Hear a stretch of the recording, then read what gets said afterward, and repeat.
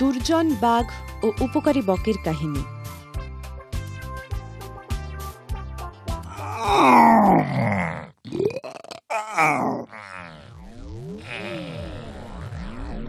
আজকের খাবার ছোটর উপর খারাপ হবে না।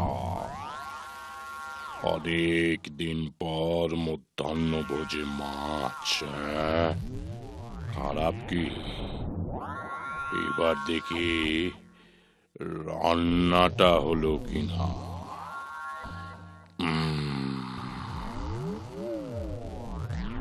বেশ ভালোই হয়েছে দেখছি। বেশ সুস্বাদু।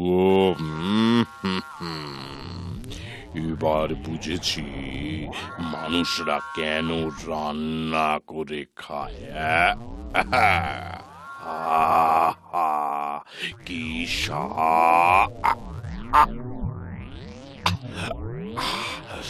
ওরে বাবা, কি গলায় যে কাটা খুব ফুটে গেল।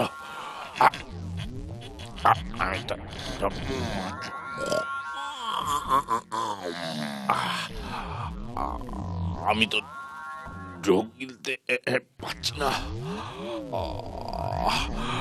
বড় যন্ত্রণা।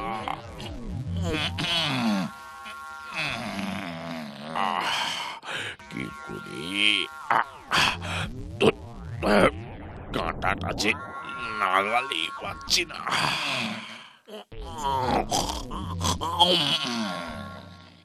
তখন বাঘ সাহায্যের জন্য কাতরভাবে অন্য জন্তুদের ডাকতে লাগলো। আরে শিয়াল ভাইয়া, শিয়াল ভাইয়া, শোনো শোনো না, আমার গলায় একটা কাঁটা ফুটেছে। একটু কৌশলে সেটা বার করে দাও তো।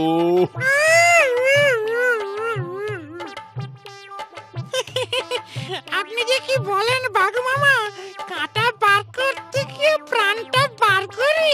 পালাই বাবা। কেমন আছো? দেখো না আমার গলায় একটা কাঁটা ফুটেছে, একটু বার করে দেবে ভাই? যন্ত্রণায় বড় কষ্ট পাচ্ছি। এটা শিকার ধরবার যে নতুন কৌশল, তাকে জানতে আমার বাকি আছে। কাঁটা বার করতে গিয়ে তোমার মুখে আমার মাথাটা ঢোকাই, আর অমনি আমার মুন্ডুটা ধরো আর কি। মাফ করো বাবা, বোকা অন্য কাউকে বানাও। বিপদে পড়লাম তো, মাথায় একটা মতলব এসেছে।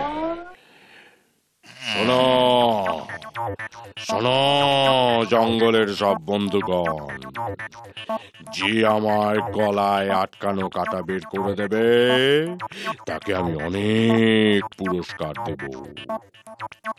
এদিকে নদীর ধারে এক লোভী বক দাঁড়িয়ে দাঁড়িয়ে সব দেখছিল। পুরস্কারের কথা শুনে লোভী বক ধীরে ধীরে তার কাছে গেল। আমি যদি তোমার কাঁটা তুলে দিই তাহলে আমি তোমায় পুরস্কৃত করব।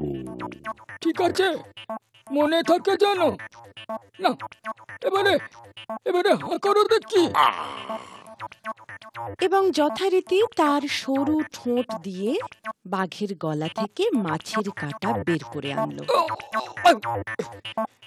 না, এবার আমার পুরস্কারটা দাও।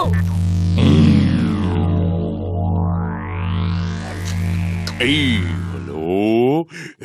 হলো তোমার উপযুক্ত পুরস্কার। দুষ্টুর চক্রান্তে ভুলে লোভের ফাঁদে পড়লে তা কিন্তু মৃত্যুরও কারণ হতে পারে।